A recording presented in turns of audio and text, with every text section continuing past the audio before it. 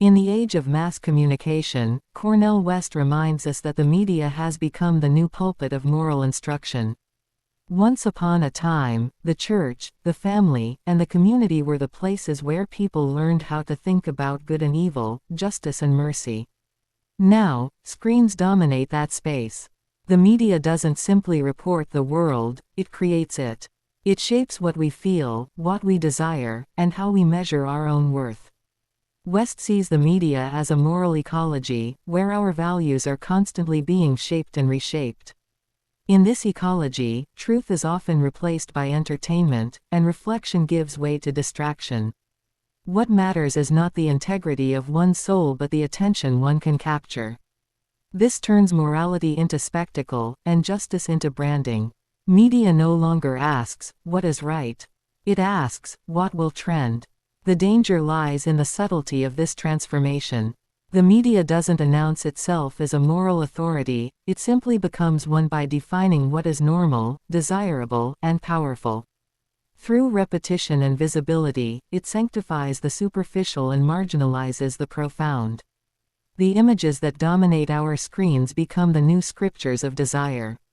In West's prophetic voice, this transformation signals a deeper spiritual crisis, the replacement of substance with surface.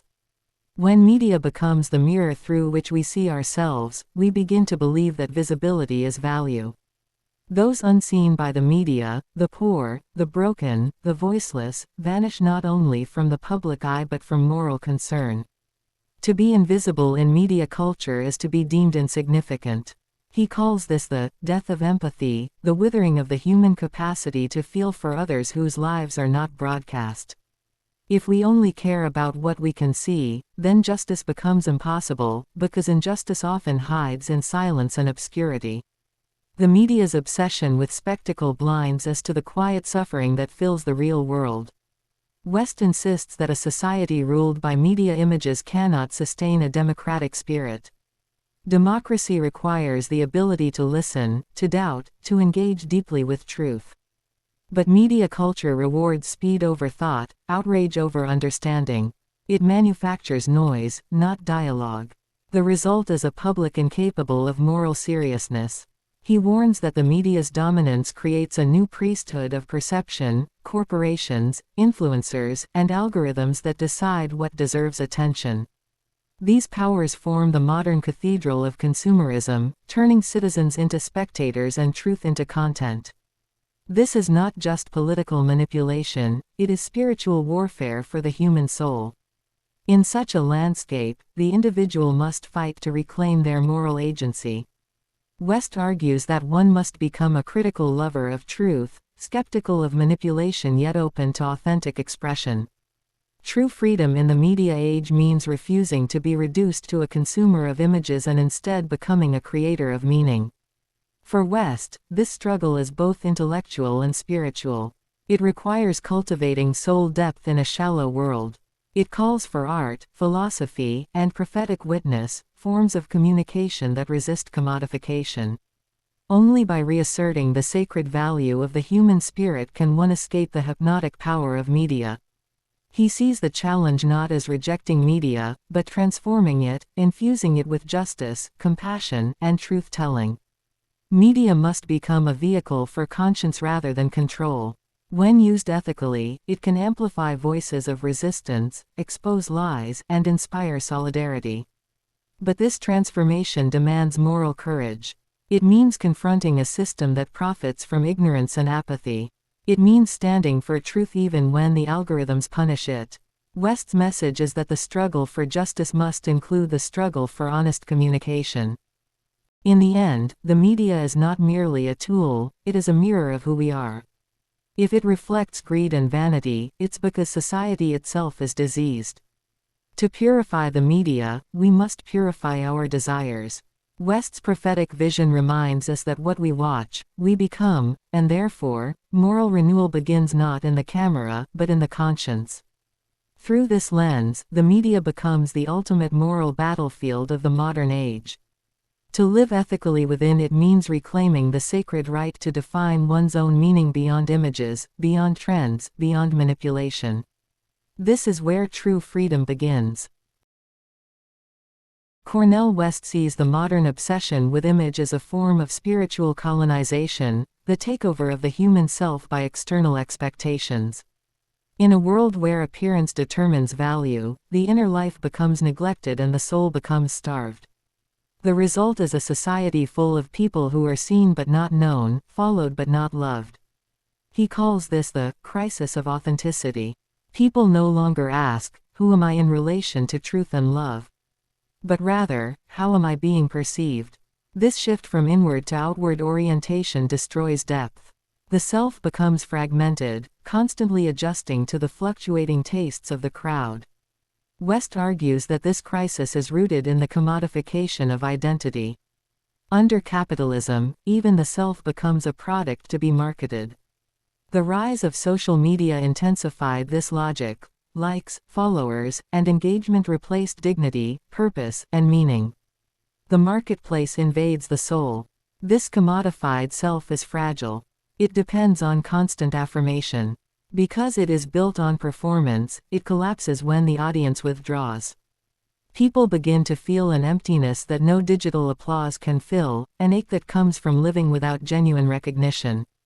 West calls this the spiritual malnutrition of the modern age.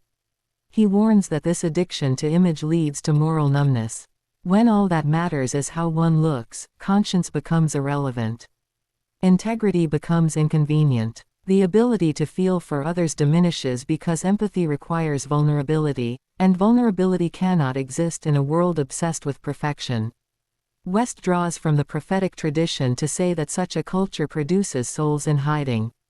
We wear masks to survive, but the longer we wear them, the more we forget our true faces. The media trains us to perform emotions, not experience them, to appear moral rather than to be moral. In this climate, authenticity becomes a revolutionary act. To be real, to speak truth, to feel pain, to love deeply, is to resist a culture that rewards imitation. West insists that we must recover the courage to be human in a world that teaches us to be brands. He sees hope in art, philosophy, and love, not as entertainment or therapy, but as acts of rebellion against the tyranny of the image. A song that tells the truth, a painting that bears witness to suffering, a relationship built on compassion, these are forms of resistance against the culture of simulation. For West, the deepest tragedy of the image-obsessed world is not vanity, but the loss of soul-to-soul connection.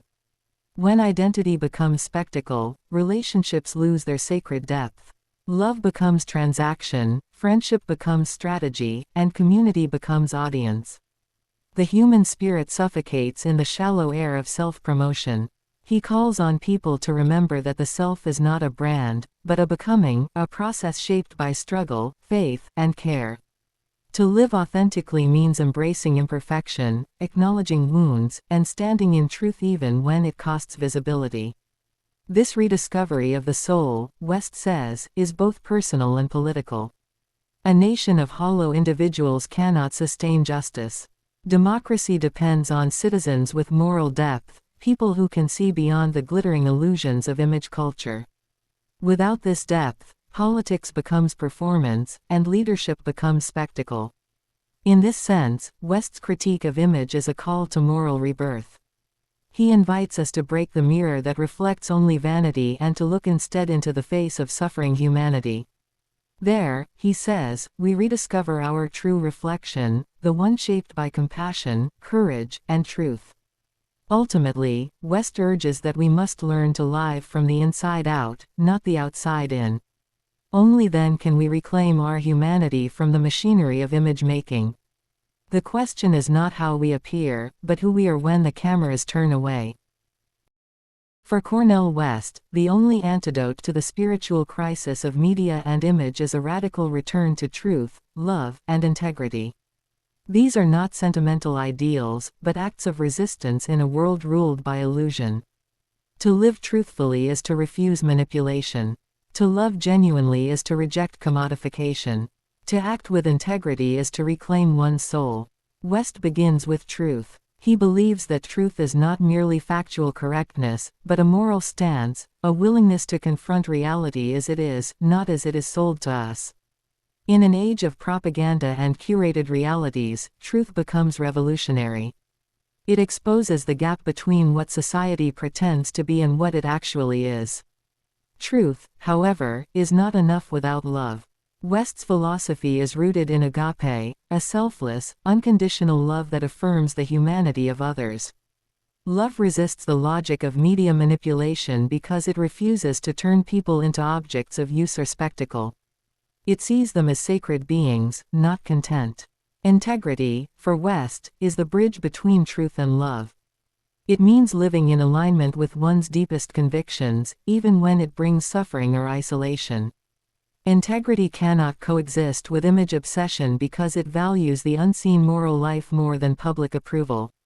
It is a quiet strength that resists corruption. He insists that reclaiming the soul requires community. No one can withstand the machinery of media alone. We need fellow truth-tellers, artists, and freedom fighters who nourish the spirit and remind us that we are more than what we appear to be. True community, for West, is not based on image, but on solidarity. This recovery of the soul also requires humility. West teaches that acknowledging our brokenness is the first step toward healing. In a world that idolizes perfection, confession becomes liberation. When we admit our wounds, we open space for genuine connection, for the kind of love that cannot be commodified. West links this moral renewal to democracy itself. A democracy sustained by spectacle is doomed, it must be rebuilt on moral and spiritual foundations. The renewal of the soul is the renewal of the nation. Without compassion, courage, and conscience, the machinery of media will continue to dominate our collective imagination. Art plays a crucial role here. West sees artists as spiritual physicians, those who reveal truth through beauty and pain. True art challenges false images, it awakens empathy and reveals the human condition in its raw form. It teaches us to see again. Education, too, must be reimagined. Instead of producing consumers and workers, education should form critical, compassionate, and creative souls. It should teach people to read not just texts, but reality, to discern manipulation and seek meaning. The classroom, like the church or the street, can be a site of soul work. In the end, West calls for a prophetic imagination, the courage to envision a world where media serves humanity, not the market. This requires moral fire, intellectual honesty, and spiritual tenderness. It requires a faith in love stronger than cynicism, a hope deeper than despair. The recovery of the soul is not an escape from the world, but a way of transforming it. To love truly, to speak truth, and to act with integrity, these are not private virtues but public revolutions. They reclaim the human essence from the machinery of illusion. Cornel West's message is ultimately redemptive. Even in an age of media domination and moral decay, the human spirit still possesses the power to rise, to resist, and to renew. The soul, though wounded, is not dead. It awaits awakening. To live this truth is to become a light in a world of screens, to show that authenticity, love, and courage still matter. West reminds us that the truest image of humanity is not one seen on a screen, but one reflected in acts of justice and compassion.